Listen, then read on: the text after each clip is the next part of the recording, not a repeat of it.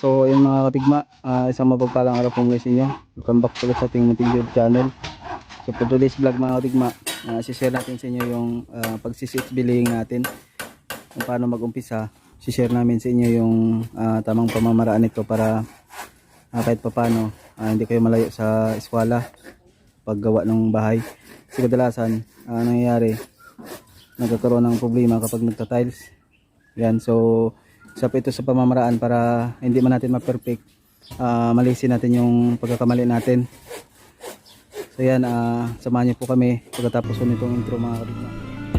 Pangabuhi TV haliga, panoorin ang aming buhay, tara. So mga kadigma, welcome back ulit sa ating munting YouTube channel. So bago tayo mag-umpisa, salamat muna tayo ulit sa ating mga silent viewers saka sa ating mga subscribers na walang sawang sumusuporta sa ating munting YouTube channel.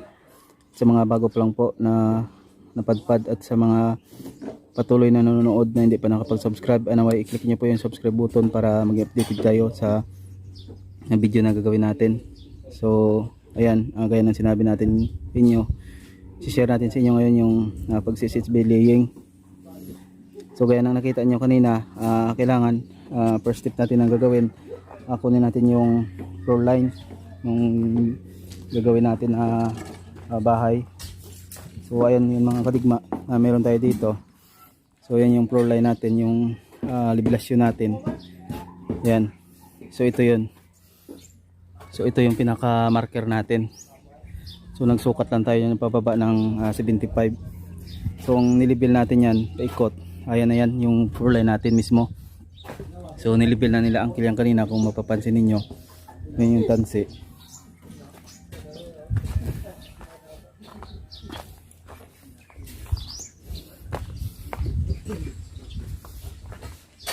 So ito na yun mga kadigma, yung nilibil ni uncle. Ayan na yan, paikot. So magdadalawang patong muna tayo. Nakapaglagay na rin sila ng tansi, pinaka-guide. Yan, tapos na-check na rin to, itong poste na to. Na-check na rin ni uncle yan. Okay naman siya. So yun na po yung magiging butterboard natin, poste na to. So ang main purpose ng paggawa natin ito, para i-share sa inyo yung paano makuha ng tama yung eskwela nitong bahay natin. Nasusubaybayan niyo yung previous vlog natin. Yan, i-share din natin sa inyo yung pag-layout ng mga poste, kung saan eskwela din natin ng maigi to.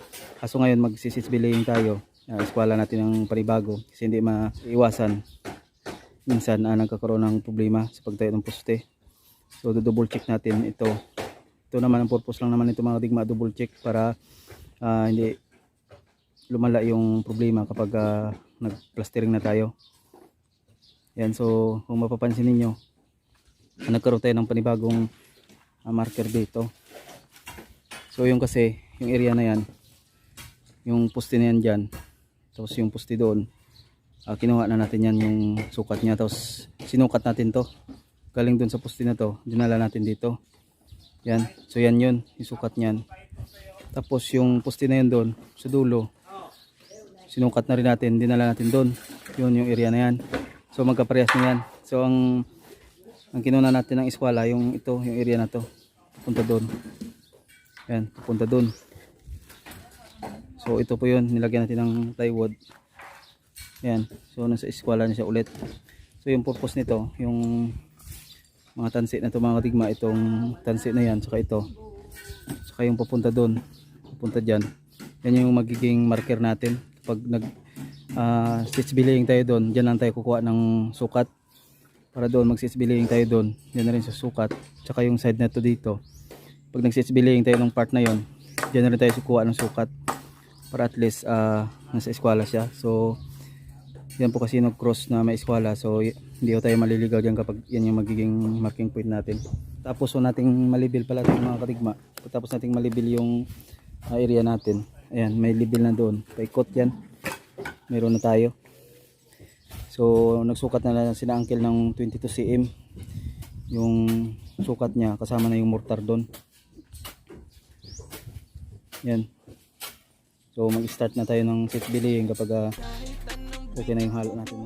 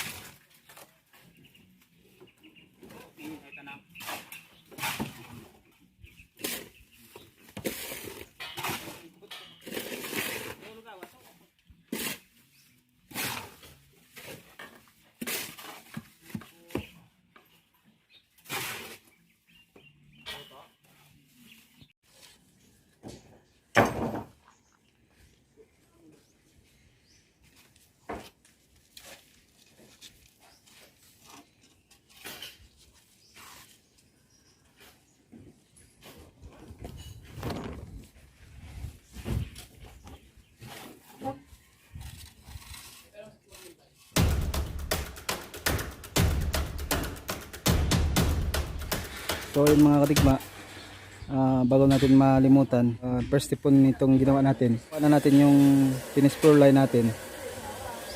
Ayun yung 00 niya na libilasyon. Ayan, yung libilasyon yan. So yan na po yan. Yung buhos na yan. Yan yung floor line natin. Yan, paikot. So pagkatapos po nating malibil yan, gaya ng nakita niyo kanina, nilibil na nila Uncle yan paikot. So libilado na yan. Pag nakakalibil na kayo, sunod nyo gawin, kailangan may butterboard kayo para sa patayo niya na hulog, para nasa hulog yung asintada natin. Kagaya nyan, pinaka butterboard na natin dito yung poste na natin, kasi nauna yung poste natin sa paggawa.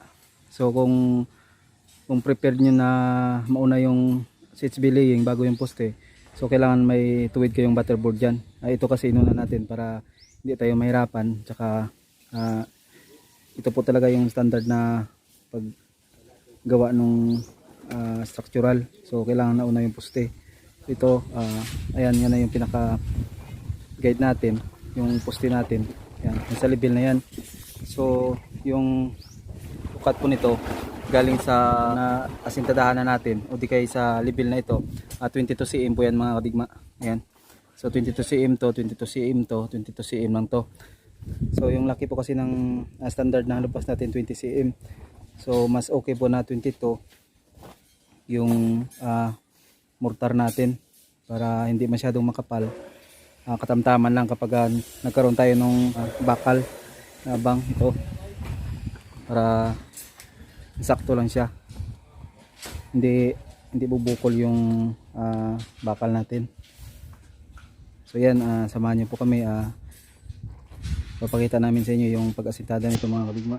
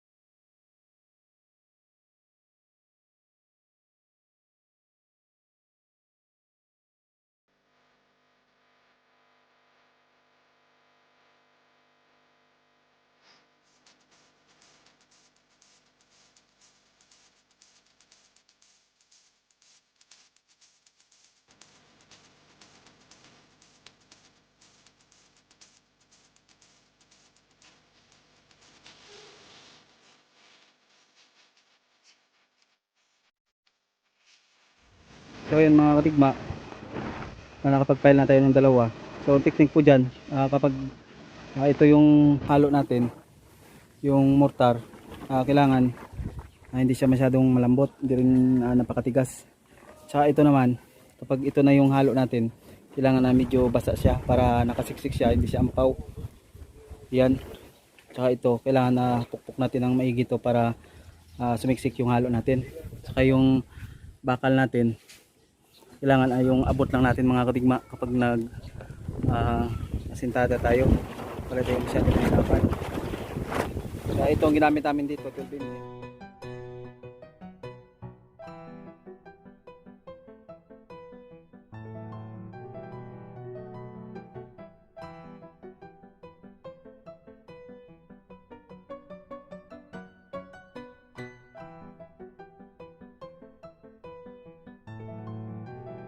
Mga kadigmaan, atas na yung file ng 6B natin. So hanggang dyan po yung level ng header natin. Magkakaroon tayo ng lintel beam dyan. Tsaka dito sa kabila, mas mataas ito kasi 2.4 ito. So mas mataas, nasa 2 patong pa siya. So mahirap lang kasi magsisit pa tayo ng scaffolding natin. Kaya iangat pa natin yan. Ayan. So may lintel beam dyan, tsaka may lintel beam dyan mga kadigma sa kabila. So lahat ng bitana natin tsaka door jump, lahat yan may lintel beam. Huwag natin kalimutan na bawat dugtong natin nung bawat taas natin nung hollow blocks, kailangan matansya natin yung haba nung dugtungan natin ng dowel mga kadigma. So kailangan nakatali yon para matibay. Tsaka parating din nating check yung level nya para pantay siya kapag naglagay na tayo ng beam. So yan mga kadigma, tatapusin na ho natin itong video. Doon po sa mga baguhan na gustong matuto sa 6B laying, may naiambag po ako sa inyo na kunting kaalaman yung bago tayo maghiwalay. Pasalamat po muna tayo ulit sa ating mga silent viewers tsaka sa ating mga subscribers na walang sawang sumusuporta sa ating munting YouTube channel.